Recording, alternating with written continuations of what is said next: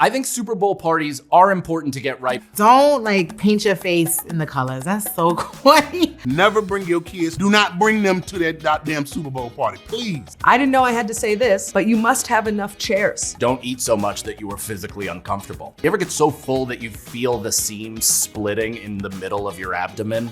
Every Super Bowl party needs 2 bathrooms, a pisser and a pooper. We're eating wings by the dozen, okay? We need a strictly poop bathroom. 2 plungers, please.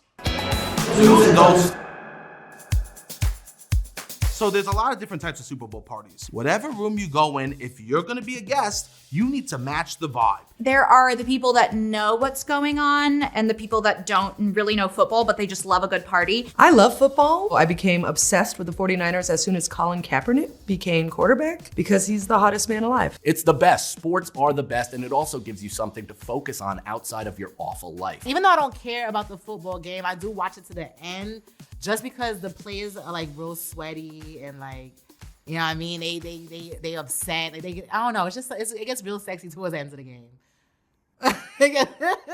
I like a high pressure, high intensity.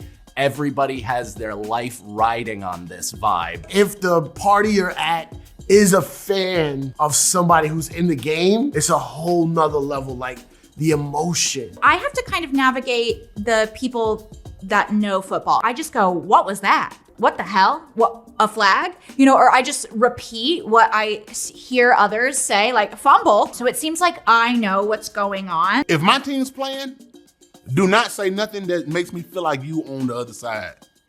Don't do that. If my team catch the ball and they run and he fumbled, you say, oh, damn, no. You don't be like, ooh, ah. No, don't do that. It's gonna make me scared. I'm gonna fear for my life. Because now I feel like I have an intruder in my house. You let somebody in your home and then they start switching up on you like that, it's like, I gotta put my hands on you. When it comes to football, I am not a fan. I didn't even watch the Super Bowl last year. The only time I watched the Super Bowl was Beyonce was there. If Beyonce's not there, I have no business being there either. I'm not into football. Every sport is the same. It's a bunch of millionaires running back and forth, trying to get some size ball into some size net. If you go to a Super Bowl party and you don't care about football, you're a psychopath. That's like going to Chuck E. Cheese and be like, no, I don't want no pizza. Who don't want Chuck E. Cheese pizza? What, are you here just looking for kids to take? The thing you want to avoid most is people who are super into the game. What you want to do is you want to find the people who worked really hard on one dish and chat with them about it. They will tell you everything you want to know about creaming butter or something, or go into the kitchen and hang out with girlfriends, because that seems to be where girlfriends live, I guess. I'm not out there watching the sports. What I'm doing is I'm in the kitchen. I'm in there with your girlfriend that got the pink jersey on of your team, but I'm distracting them.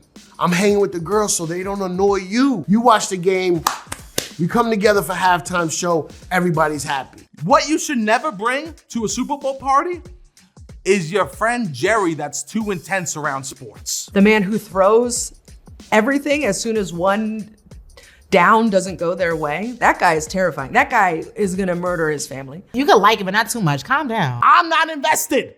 I didn't put my money down. I don't want to care. I want to eat snacks.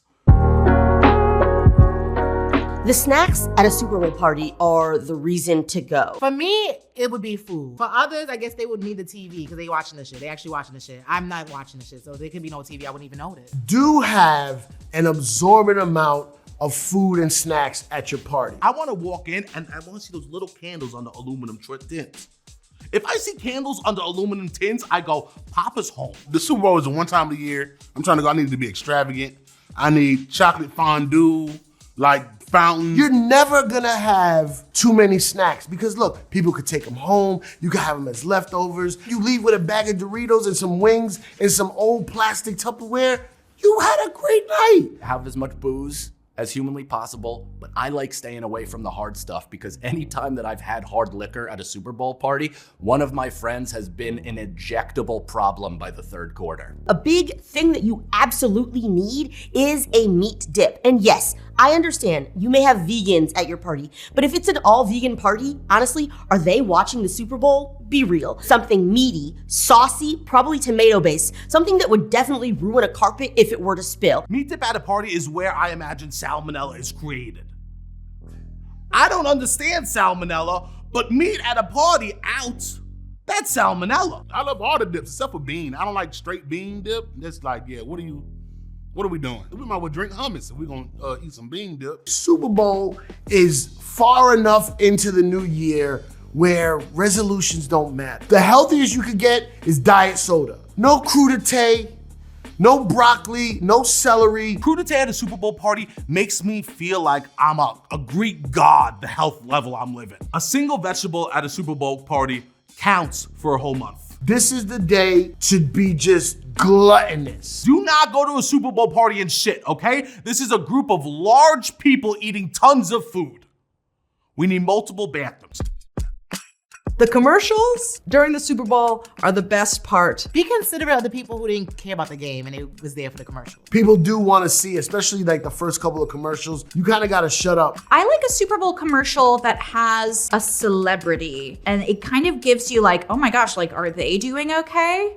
Like, is Jason Bateman doing that bad or is Olive Garden doing that good? When it comes to making a Super Bowl commercial, you really shouldn't be trying to make a statement. All the commercials need, just be funny. If Travis Kelce wants to push Pfizer, do it while being funny. We all remember the Pepsi ad that was like Kendall Jenner stopping racism with Pepsi or something. We're not gonna do that. Pepsi's not gonna make it so that a cop doesn't shoot an innocent person. It's just not gonna happen. We're gonna have a horse running through a field and it's gonna be completely disconnected. Superimposed logo, Pepsi, boom, buy Pepsi. Why? Why are you getting so excited about commercials? I don't understand. I don't mean to disrespect, but you're sheep.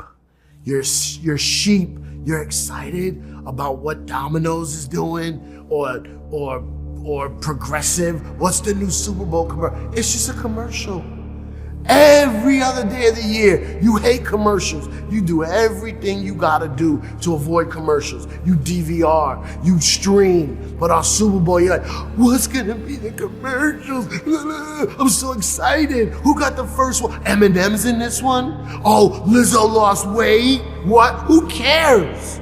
Who cares? Get a life. The most iconic Super Bowl commercial was "What's Up?" That was culture. That was culture back then, and it gave me hope to grow up. When I saw the "What's Up" commercials, taxes didn't exist. I didn't have to go get cholesterol tested.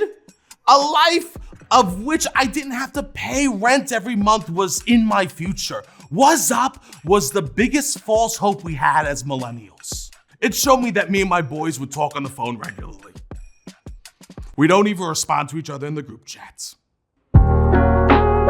I do like the halftime show. I think it is a big opportunity to be dazzled. When it comes to the Super Bowl halftime show, it's necessary that you critique any dancing that comes on screen. The best halftime show happened when I was a kid, when the Janet Jackson titty, boop, boop. My father put his hands over my eyes and he goes, "That's my son, I gotta cover his eyes." But then he goes, "But that's also my boy," and went, boop. Lady Gaga, that was another incredible halftime show where she propelled from the roof. I say to Kendrick, I say, what are you going to do to top that? Are you going to be flying in on a jetpack? I want to see something fabulous. I think Kendrick's gonna do the song. Everybody's expecting you to do it, just do it. Maybe bleep out the word pedophile. If you bleep out the word pedophile, I think you all good, Kendrick.